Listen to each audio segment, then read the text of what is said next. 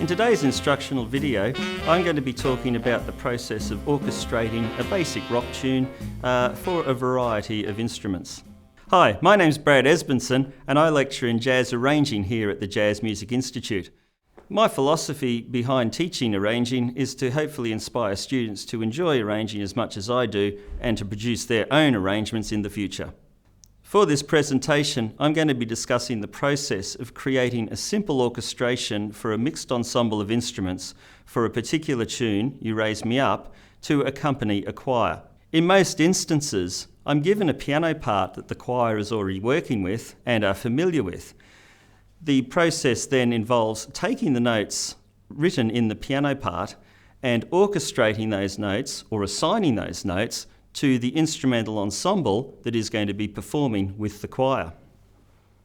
So the next step in the process then will be getting to know the instruments that I have to create the arrangement for. The first thing I will need to know about all these instruments is their ranges and their timbral characteristics, that is, what they sound like when they are performed. The other situation you need to consider too is the ability levels of the players that are going to be performing your arrangement. Are they beginners? Are they advanced players? Sometimes we find ourselves with mixed levels of ability within a certain ensemble. There are various arranging method books available on the market that go through a lot of detail on instrument ranges and specifics. But if in doubt, ask the players who are going to be performing your work and find out what their range limitations are on the instrument.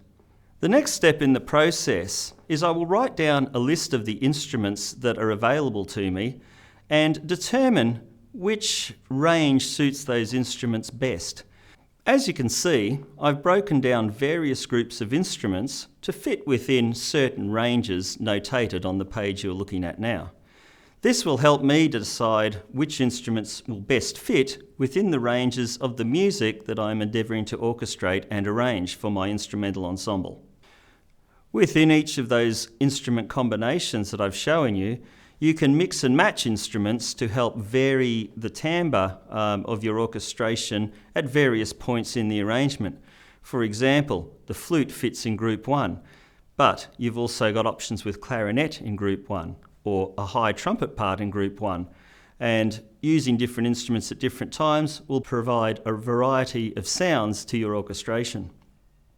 So when I'm writing my orchestration now for the various instruments, I'm trying to capture the essence of the original piano part in that orchestration, making sure that melodic lines that are present in my accompaniment are present in my orchestration, various key rhythmic patterns are represented in the orchestration, and that bass lines, extended harmonies are also represented in the orchestration. This will give the choir, who have been rehearsing with the piano part, a sense of familiarity about the arrangement. Even though it sounds different orchestrally, they will hear key melody lines and key rhythmic figures that they will most likely be relying on for cues. You will see now that I have created a sketch score with the voices on top and the 4 groups of instruments notated below. You'll notice on the sketch score that each of the instrument groupings is now represented, and they have been assigned rhythmic, melodic and harmonic passages that represent the piano part. You will notice that some of the lines written in the piano part, for example the bass clef at bar 5, do not always sit well with wind and brass instruments. So the notes have been modified by changing the octave or a variation in the notes, but the same rhythmic figures have been included in the orchestration. This is something to remember when dealing with wind and brass players, particularly younger ones, that we want to try to avoid having complicated and unnecessarily leaps in the parts. Try to keep them melodic and flowing throughout. Understanding of chord symbols and chord spelling is another important aspect of orchestration and arranging. On a piano, it is very easy to play up to 10 notes simultaneously and not having to leave any notes out of a chord. However, if we are writing for a smaller group of instrument, in this case 4 instruments, we need to make sure that we have all of the chord tones covered. Firstly, we need the bass note in the lowest group of instruments. The second most important tone in the chord is the third of the chord. It tells us whether our chord quality is major or minor. Then we include the 7th or the 6th of the chord, which tells us whether we have a major 7th chord, a dominant 7th chord, a minor 7th chord, or a diminished 7th chord. The 4th voice, we can use the 5th, or we can use some altered form of the 5th, or some upper extension to the chord, say a 9th or a 13th. This will give the chord colour, and it will define the chord fully with 4 voices. Once I've worked out all my lines on the sketch score, then it's time to orchestrate and assign those lines to the various instruments. As you can see from the score on the screen, I have taken those lines now and assigned them to the various instruments that I am writing for in my ensemble. Checking and double checking to make sure that the instruments are written within a correct and playable range for the players, and also making sure that my score and parts are transposed correctly for the players to read. When dealing with transposing instruments, this can often be a tricky issue for first-time arrangers and orchestrators. You must take care to make sure these instruments are transposed correctly, or their parts will not sound good at all. Sometimes people rely on computers to do this aspect of arranging for them, but even speaking from personal experience, computers sometimes don't get it right because I've carelessly hit a button somewhere along the way that's negated a transposition or something.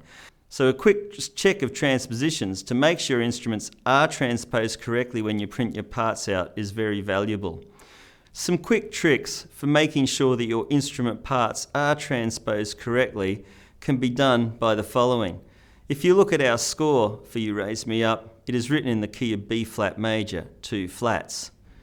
For all our concert pitch instruments, trombone, flute, euphonium, tuba, those instruments are all concert pitch instruments, so they should have the same key signature as the piano part.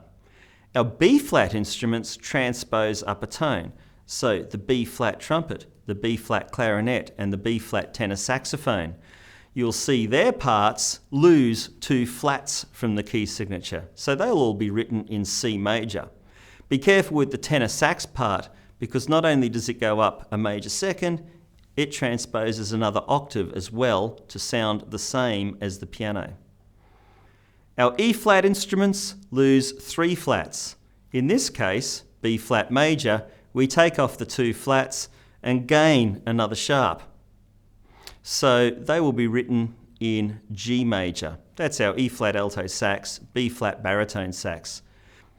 Another quick trick to checking your transpositions for E flat instruments is to see that the transposed pitch looks like the concert pitch note in bass clef. For instance, if I've written a G for my alto saxophone on the 2nd line, in concert pitch, that note will become the B flat, the 2nd line of the bass clef. And that's a good trick if you're not used to transposing quickly in your head from E flat down to concert pitch. The final instrument in our transposition to be concerned with is the French horn, and the French horn transposes up a perfect 5th from concert pitch, and that's simply a case of taking 1 flat from our key signature, so now it's in F major. So hopefully now you've assigned your parts, you've checked your range, you've checked your transpositions, and your arrangement and orchestration is going to sound fantastic with your band. Thanks for taking the time to watch my short introductory video on orchestration and arranging. If there are any topics you'd like to see covered in future, or if you've got any questions, please feel free to leave them in the comments below. Thanks again for watching.